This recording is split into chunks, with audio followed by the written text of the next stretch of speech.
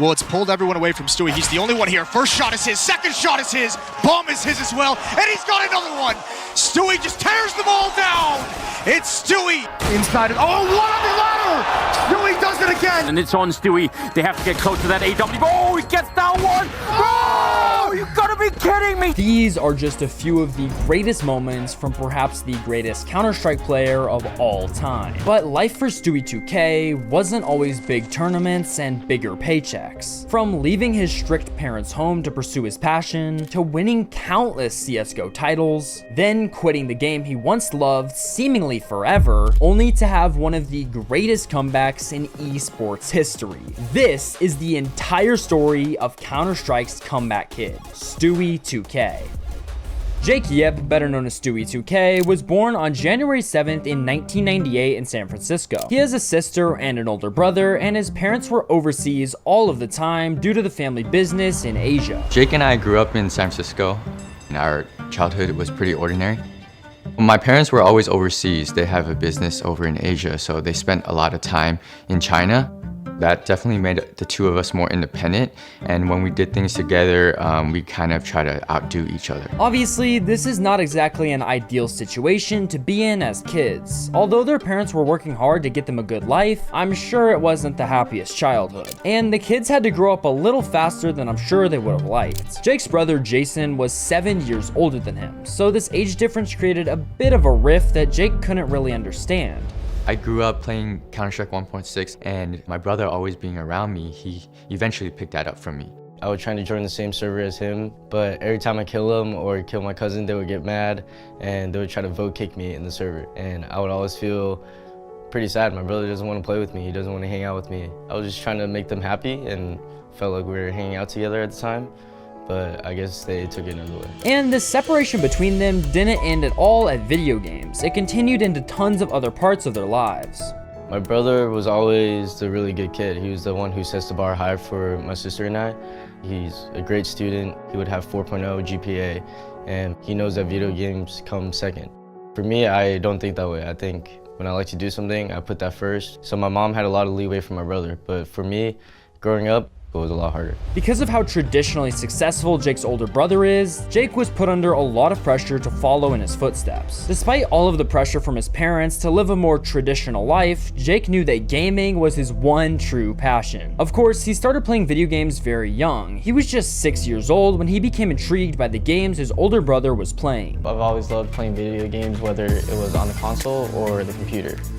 My older brother played a variety of games, but watching him play 1.6 is what led me into the gaming world. Once he got a little bit older, he got his very own computer and surprisingly was interested in games other than just Counter-Strike. Eventually, when I got my own computer, I explored different games like MapleStory and RuneScape. My friends from school at the time were into Modern Warfare 2, so I played on the Xbox 360 mainly. Modern Warfare 2 was the first game that I applied a lot of my time into, not only because I really like to play it, but the more I played, the more competitive I got. For those of you who might not know, MapleStory and RuneScape are both online RPGs. They're very, very different from the FPS games he's known for today, but it does make sense that he was picking up MW2. I mean, who wasn't? But as time went on, Jake decided to finally hop on CS 1.6, the game he watched his brother play all those years ago.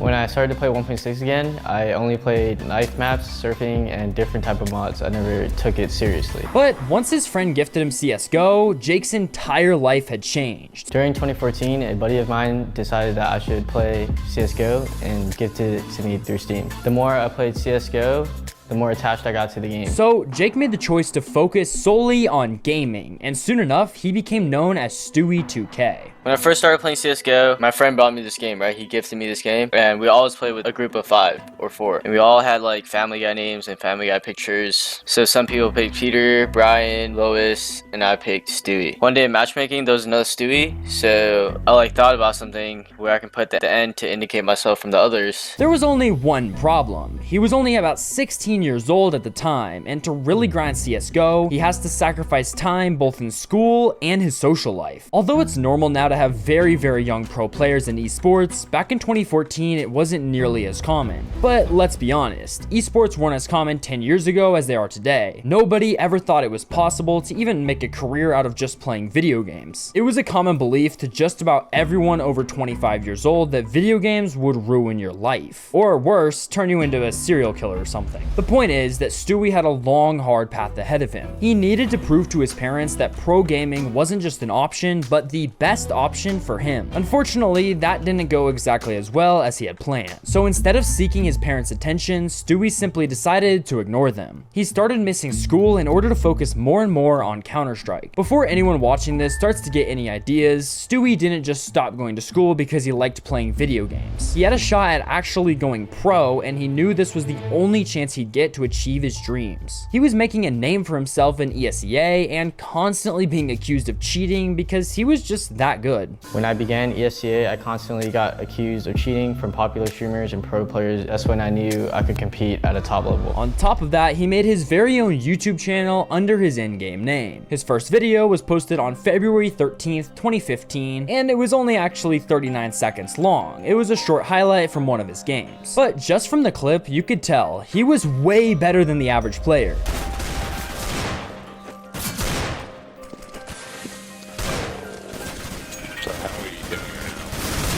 That being said, it was clear that becoming a YouTuber certainly was not his priority. His real main focus was on playing the game and becoming better than ever before. All to prove himself to his parents, the world, and most importantly now, esports organizations. And sure enough, he got an offer from a pro team soon after that would change his life forever. He was invited to join Cloud9. On January 11th, 2016, just 4 days after his 18th birthday, it was announced that Stewie2k would be a part of Cloud9's roster. But this move was already in the works long before Cloud9 made the announcement. After months of rumors, Sean Garys, aka Cigaris, finally announced his departure from the team. Immediately, Stewie2k knew that this was his chance for glory. At the end of one of the seasons, Cloud9 was announcing that Sean Garys was leaving, and I knew that this was a chance where I could possibly get on the team. And little did he know that Sean Garys himself was hoping that Stewie2k would actually be his replacement. Sean Garys came to the conclusion that's like, hey, you know what?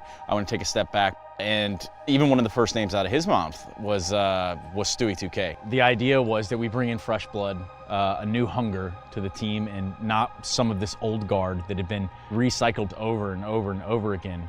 Wanted to bring someone with a new perspective on the game, and perhaps someone that could reignite where we left off. But just because Stewie's name was being thrown around doesn't mean that he was on the team for sure. Stewie reached out to Stunna and hoped to schedule a tryout, but he never heard back. Instead of dwelling on it though, Stewie had just assumed he didn't make the team and went next. But Stunna randomly called Stewie on the phone and offered him a spot on the team. And even then, Stewie didn't know if he could join the team because he was still a minor. In order to sign an org contract to someone under 18 years old, you have to get parental permission. And as I mentioned earlier in this video, Stewie's parents weren't exactly supportive of this career in pro gaming, so Stewie had two options. Somehow convince his parents to sign a contract, or wait until he turned 18 to join the team. Luckily for him, he had a January birthday, so he only actually had to wait a few weeks until he was old enough to sign the contract for himself. But even though Stewie finally turned 18, he still had to finish high school. Unfortunately for Stewie, not everyone thought him joining Cloud9 was good news. A lot of people were incredibly judgmental and straight up rude about his choice. I mean, you've got to think, a rookie on the team,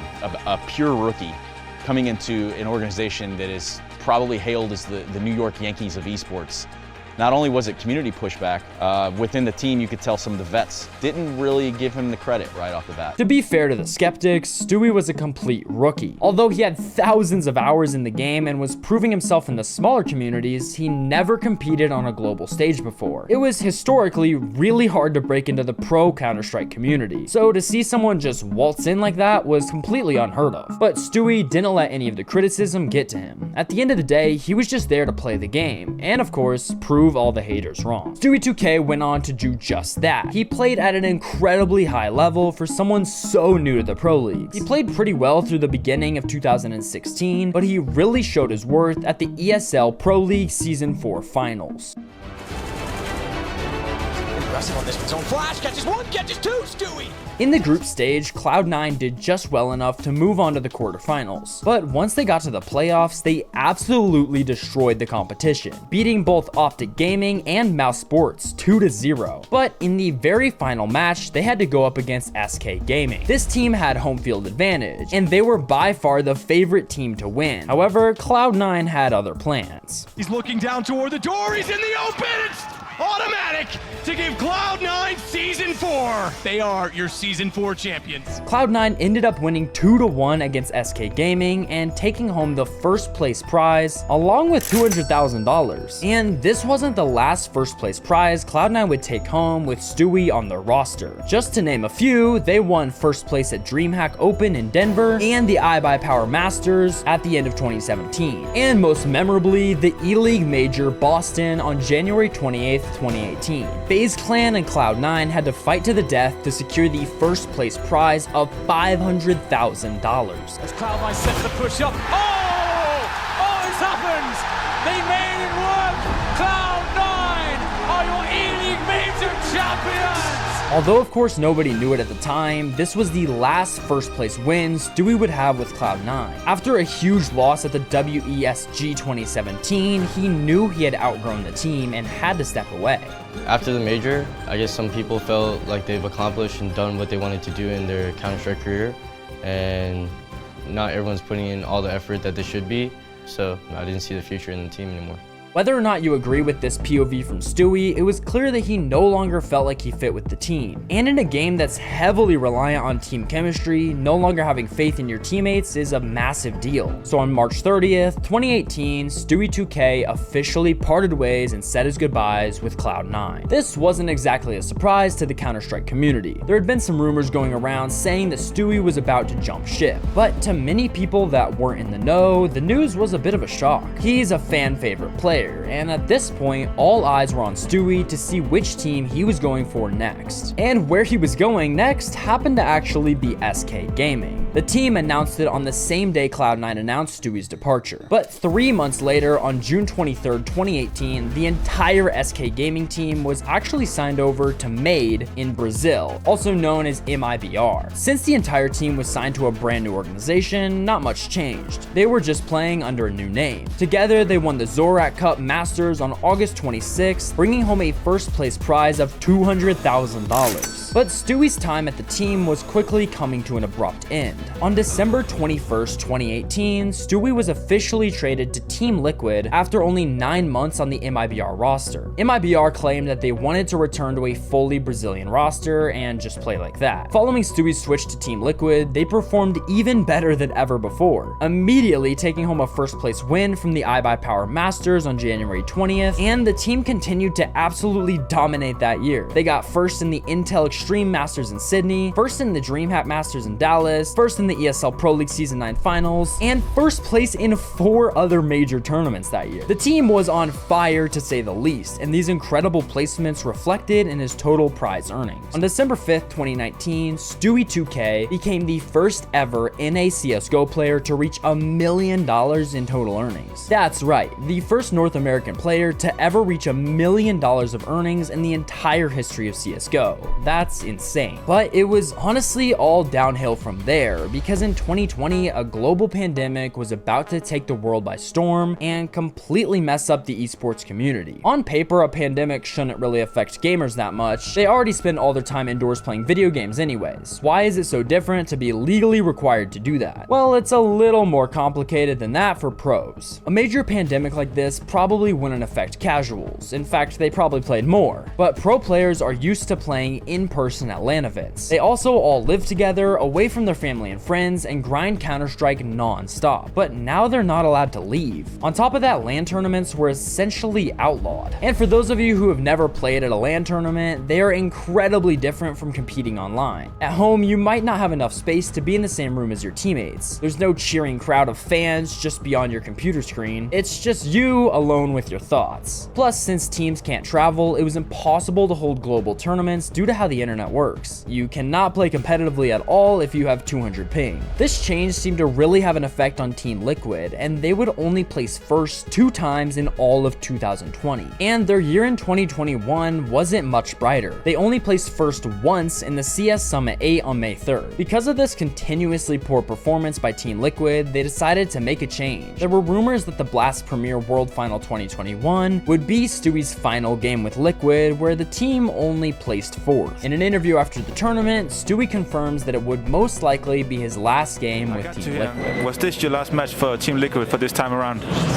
Most likely. I had a fun time playing at this tournament. It reminded me a lot about the LAN environment and who I can be as a player and who I am as a player and how I can compete. On December 21st, 2021, Liquid made it official and benched Grim, Fallen, and Stewie2k. Although very expected, this made a lot of fans pretty sad. It was officially the end of an era. Unlike the last time Stewie switched teams, he didn't immediately announce another team that he was jumping to. For the first month of 2022, Stewie was a free agent. But then, on January 20th, Evil Geniuses made their next big announcement. They were signing Stewie2k. We can't wait to show what we can do and reveal our true potential. Well, it's pulled everyone away from Stewie. He's the only one here. First shot is his, second shot is his, bomb is his as well, and he's got another one. Stewie just tears them all down. It's Stewie.